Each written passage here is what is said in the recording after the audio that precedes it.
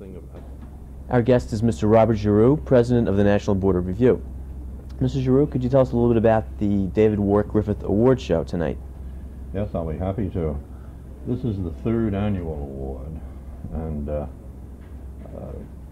we used to give prizes prior to that, but we decided about 3 years ago that we wanted to honor the memory of one of the greatest American film directors, D.W. Griffith, with these awards, and it's in line with our policy to support good films. You know, the National Board has a long history. It's almost as old as movies themselves.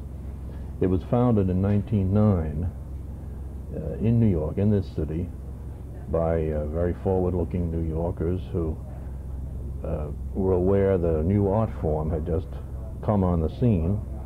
And movies even then, in 1909, were in trouble, and the trouble was censorship. There were politically appointed local boards of censorship. There were scores of them all over the country, in state boards and county boards and so on. And they were editing films and interfering with them.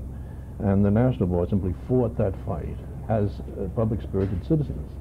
The National Board had no connection with the movie industry.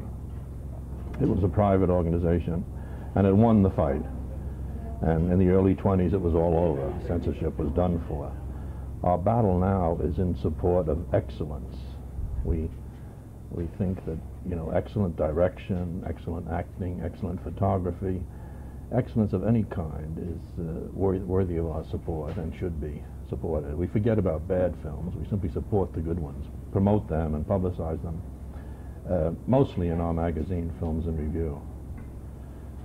But the memory of D.W. Griffith, who, after all, was a pioneer in film production, and who started making movies. You know, New York City was the place for movies at the start. It wasn't. Hollywood didn't get into the picture until about 1913, 1912, thereabouts. I think it was the Selig Company that first began to make movies out west. But down on 14th Street, there was a brownstone house, 11 East 14th Street, in which Griffith made all the early one-reel films that we all know about now, like the Lone Dale Operator, that masterpiece of cross-cutting that Blanche Sweet starred in, suspense movie, which is so good. Blanche Sweet is, of course, a member of the National Board. Yes, she's been a long-time member of the board. She supported our efforts in every way, and she's one of the awardees this evening for her lifetime achievement in films. You know that she starred in the very first feature film, even before Birth of a Nation and Intolerance and the great epics that Griffith made. For years he'd been trying to get the Biograph Company to agree to more than one reel or two reel pictures, and the management of Biograph was under the impression that the attention span of moviegoers was finished after 15 minutes. You know, they couldn't bear to continue to see a movie. But he finally convinced them that this wasn't true, and they let him make the first feature picture, which was Judith of Bethulia, which was a kind of biblical epic, and she was the star. It's a marvelous picture with Henry Walthall and Blanche, and the Museum of Modern Art Film Library has a very good copy of it. And then, from that, I think that was really the part of the genesis of Intolerance, was the scenery and the decor of Judith of Bethulia. The whole biblical motif of Biblical, the walls of Babylon and so on, all that came out of Judith. That wasn't made at 14th Street, however. It was the year in which, I think it was 1913, and that was the year Biograph moved from 11 East 14th Street to the Bronx. They had a studio up in the Bronx. Mr. Giroux, you've also brought us some of the most memorable film books that we have. For example, Each Man in His Time, the autobiography of Raoul Walsh. Yes, one of my favorite movie books. I also published King Vida's autobiography, A Tree is a Tree.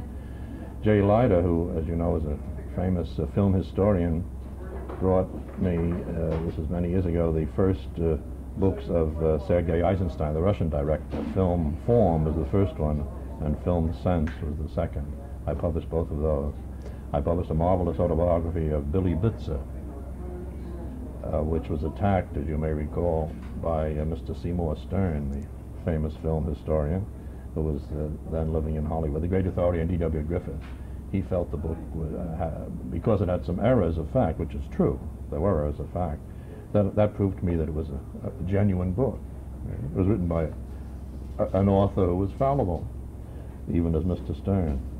But Seymour Stern was the great authority on the facts of D.W. Griffith's life, and it's a misfortune, I think, that his lifetime work on that biography never reached fruition. He never published it, and if I'm not mistaken, I think the manuscript was destroyed, or a good part of it was destroyed, which is too bad. Well, hopefully someday his work will be vindicated, and he did do a whole series of little pamphlets, you might say, or considerations which were published as supplements to the English movie magazine Sight and Sound on the various periods of Griffith's life. It was all working towards this definitive biography, which he really should have done. Yeah, it was through Director Raoul Walsh that you first met James Cagney, who is tonight's recipient of the Lifetime Career Award. That's quite true. I actually didn't meet him. I mean, I became acquainted with him. I never met him. We corresponded. I was in touch with him. It was about the time that Cagney got the American Film Institute's Lifetime Achievement Award, you remember? And in his acceptance speech, he had quoted a poem of John Masefield. I thought this was very interesting for James Cagney, you know, the tough guy. I'd be quoting a very, very rather esoteric poem. And I looked it up in Masefield's collected works, and I couldn't find it. And I really wondered how this could be. I finally wrote to Cagney, and he said it was a poem he wrote very late in his life. It was published in a book about the ballet. A poem about art, the meaning of art. I wish I could remember the lines. But Cagney found it a very interesting statement about art. And he quoted the whole thing about 4 stanzas. It was very funny. They say Cagney was just a dancer gone wrong. Well, Mr. Giroux, thank you very much for being our guest tonight. Thank you.